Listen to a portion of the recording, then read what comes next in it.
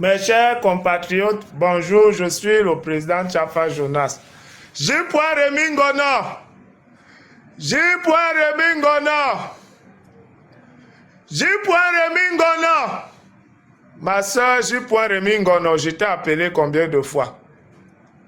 Vraiment, si tu veux dire quelque chose aux gens du MS avec qui tu es en Europe là, il faut leur dire ça directement sans passer par moi, sans m'utiliser. Tu es une grande sœur que je respecte beaucoup. J.Remy Ngono. Vraiment, il faut être vrai. Parce que j'ai vu une vidéo où tu dis que le président Tchafa Jonas est un féman parce qu'il se fait appeler président. Que tous ceux qui se font appeler président sont des fémans.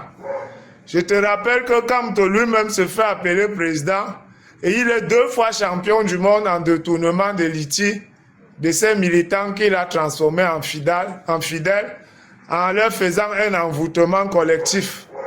Parce que c'est de ça qu'il s'agit. Tous les militants du MS ont subi un envoûtement collectif. Comme tu es parti au Bénin prendre les remèdes que les pasteurs prennent là pour envoûter leurs fidèles avec, pour venir envoûter ces militants avec. Parce que c'est quand même incroyable. On voit un monsieur comme ça qui a passé son temps à sonner ses militants et il parlait décharger le dernier agent qu'il a pris. Il est parti les décharger sur Anissé Ekani, donner la part d'Anissé Ekani. Maintenant, il est revenu dans le MS. Toi, tu te lèves, J.Remy Ngono, tu dis que le président Tchafa Jonas est un féman parce qu'il se fait appeler président. J'ai l'impression que vous êtes toujours en train de projeter ce que vous êtes sur les autres, ou du moins ce que les gens que tu supportes là sont. Parce que je me rappelle que quand ils ont fait leur meeting de survival, on les a accusés d'avoir cotisé dans ce litige avec les cartes de crédit volées. On a accusé les militants de Kamto d'avoir cotisé dans le litige survival avec les cartes de crédit volées. Aujourd'hui, tu dis que c'est moi qui vole les cartes de crédit. Donc, vous êtes toujours dans la projection de ce que vous êtes sur les autres. Moi, quand un militant ou un sympathisant du MS dit quelque chose, je ne considère pas ça. Parce que c'est des gens qui ont basé leur campagne de conquête de pouvoir sur le mensonge, la diffamation et le sabotage. À un moment, ils ont filmé tous les beaux immeubles en Europe, partout au Cameroun, dit que c'est pour Atangandi. Dès que j'ai filmé un seul immeuble pour montrer que voilà l'immeuble de Kamto, ils ont demandé les documents. Alors que pour Atangandi, ils n'ont montré aucun document. Ils ont demandé les preuves. Donc vous voyez que c'est des gens qui sont victimes d'un envoûtement collectif. Moi, j'aimerais dire quelque chose à mes frères de l'Ouest. Faites très attention. Parce que Kamto, aujourd'hui, a raté en politique et il est en train de vouloir mener la politique de la vengeance. Il parlait de coalition avec Issa Choroma. Or, vous oubliez que Paul Biya nous a tout donné, nous les Bamileke. Sur plus de 300 tribus, nous sommes les seuls qui avons tout eu lors de la présidence de Paul Biya. Il nous a donné la 3e ville du Cameroun, il aurait pu donner au nord. Il nous a donné l'économie du Cameroun parce que chaque président vient au pouvoir avec une nouvelle classe d'hommes politiques et une nouvelle classe d'hommes d'affaires. Quand Paul Biya est arrivé au pouvoir, c'est les nordistes qui avaient le pouvoir législatif et le pouvoir économique. Voilà 2 grands pouvoirs qui existent dans le monde. Le législatif et l'économie. C'est les nordistes qui avaient ça. Donc quand il est arrivé, il a enlevé le pouvoir économique que les nordistes avaient, il l'a donné aux Bamileke. Rappelez-vous bien que Paul Biya a dormi chez un seul Camerounais, Fosso Victor. Même chez ses frères, il n'a jamais dormi. Qui était un homme d'affaires. Fosso Victor l'a dit lui-même en Mondo Vision à la CATV, qui ne savait pas qu'un chef d'État peut dormir chez lui. Et ça, c'était très lourd de symbole. C'était très lourd de symbole. Le fait qu'un chef d'État parte dormir chez un Camerounais qui est de notre aire géographique. Donc, vous devez savoir que ce chef d'État, Paul Biya, nous a donné l'économie. Nous a donné même le pouvoir que Kamto cherche là.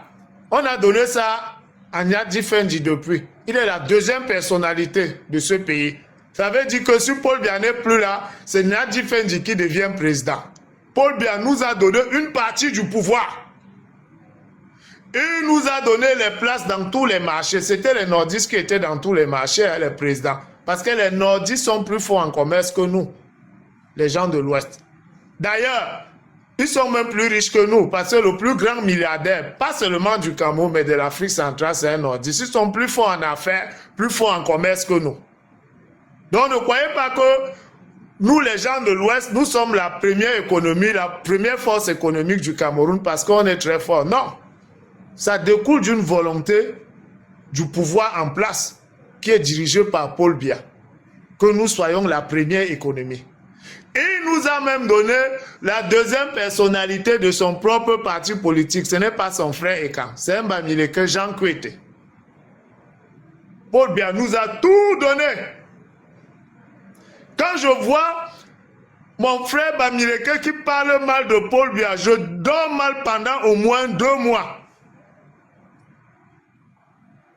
Faites très attention. Parce que le reste des Camerounais vous voient. On voit comment vous avez reçu tout d'un chef d'État, mais en retour, on voit comment vous le traitez. La coalition que Kamto prétend faire avec Issa Chourouma, vous n'avez aucune garantie que si par miracle Issa Chourouma arrive au pouvoir, vous allez garder tous les postes que vous avez volés à ses frères nordistes. Parce que tous les postes de président du marché là, ça appartenait à ses frères nordistes. Quand Paul Biya est venu, il vous a donné ça. Parce que les conventions qu'on signe, quand on fait la coalition, n'engagent que les leaders de partis politiques qui y croient. D'ailleurs, ceux qui viennent rencontrer Kamto Ojii pour la coalition, viennent le rencontrer parce qu'on sait qu'il est déjà fini. Ils sont comme des vautours qui viennent manger le reste d'un animal qui est déjà tombé, qui est mort. On sait qu'il n'a pas le choix. Quand Kamto avait le choix, où il était au meilleur de sa forme en politique, il n'acceptait pas la coalition. Donc toutes les décisions qui seront prises dans cette coalition ne vont engager que Kamto. Parce que s'ils arrivent au pouvoir, ils vont vous faire ça dur. Même Aïdjo, quand il donnait le pouvoir à Paul Biya, il croyait pouvoir le contrôler. Donc, tous les Bamileke, je veux bien comprendre que vous voulez que votre frère Bamileke soit au pouvoir. Mais en dehors de votre frère Bamileke au pouvoir, je vous conseille d'aller voter Paul Biya. Parce que la politique, c'est aussi une question d'intérêt. Avec Paul Biya, nous avons eu beaucoup d'avantages. Si jamais par miracle, un homme du Nord venait à être président du Cameroun, apprêtez-vous à rendre toutes les places de marché, toutes les présidences de marché que vous les avez volées. Vous n'allez plus être la première économie du Cameroun. Parce qu'avant eux, ils avaient tous les pouvoirs. Le pouvoir législatif et le pouvoir économique. Donc faites très attention. Ma soeur J.Rémy Ngono, je reviens sur toi. Fais attention, la boîte de Pandore que tu veux ouvrir là, si on ouvre ça, ça ne va pas sentir bon pour les gens que tu supportes, les militants du MSC. Parce que le plus grand voleur de l'histoire du Cameroun, c'est Emmanuel Nemo. Il a volé, il avait au moins 10 000 matricules. Il est en Kodengui là-bas. Et on sait que la Femania, là, on sait de quelle région ça sort. C'est les gens que tu supportes là. Donc faites très attention. On dit souvent qu'une dent avait gâté toutes les dents de la bouche. Mais j'ai l'impression que cette fois-ci, c'est toutes les dents de la bouche qui sont gâtées. Et il y a une dent qui est saine. Et tous ces dents gâtées là veulent gâter la seule dent de la bouche qui est saine. J'espère que tu vas comprendre.